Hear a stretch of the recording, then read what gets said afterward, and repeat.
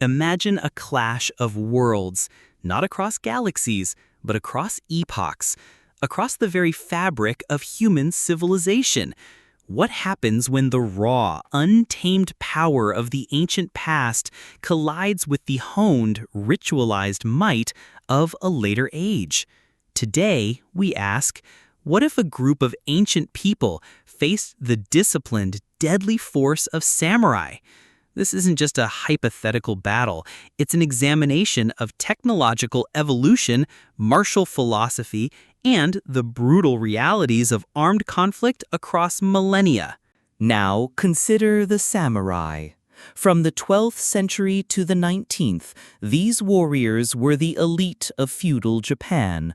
More than just soldiers, they were a distinct social class bound by the rigid code of Bushido, the way of the warrior. This code emphasized honor, loyalty, self-discipline, and mastery of martial arts. The primary element of change here is the immense leap in military technology, training, and organization. Samurai armor, crafted from lacquered scales of steel or leather laced together, offered superior protection against a wider array of attacks. Their weapons, especially the katana, were masterpieces of metallurgy.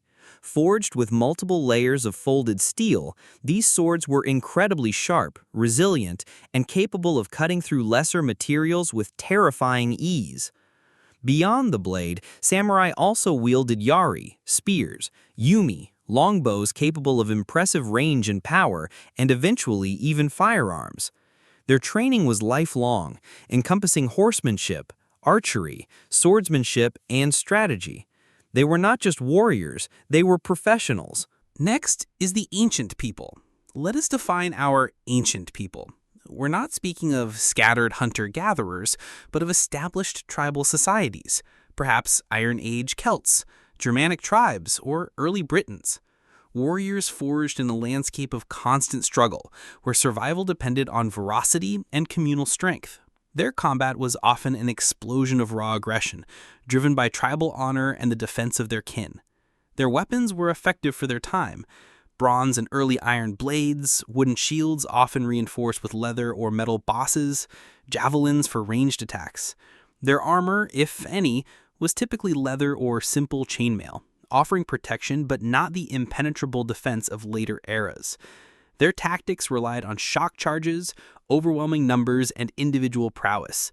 They were brave, they were formidable, but they were crucially The clash.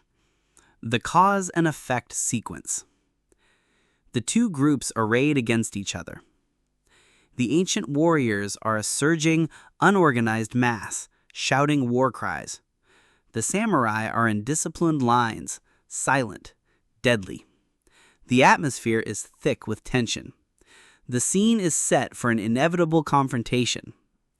Let us assume a clash of roughly equal numbers, perhaps 100 ancient warriors against 100 samurai in an open, forested environment. The ancient warriors would likely initiate with a wild charge, launching their javelins and primitive slingshot stones. These would be met by a hail of arrows from the samurai's yumi. A samurai bowman, highly skilled, could fire faster and with far greater accuracy and penetrating power than an ancient archer. The steel arrowheads would pierce hide and even thinner bronze armor with relative ease. The psychological impact alone would be devastating. When the two forces finally met in melee, the advantages of the samurai would become brutally clear. Ancient bronze or iron swords would struggle to penetrate samurai armor, often glancing off or failing to inflict serious wounds. The samurai's katana, however, would cut through leather, wood, and even softer metals with devastating efficiency. A single well-placed strike could dismember an opponent or cleave them in two. Based on the analysis of the context, technology, and civilization level of the two sides, their tactics will be completely different. Tactics of ancient warriors.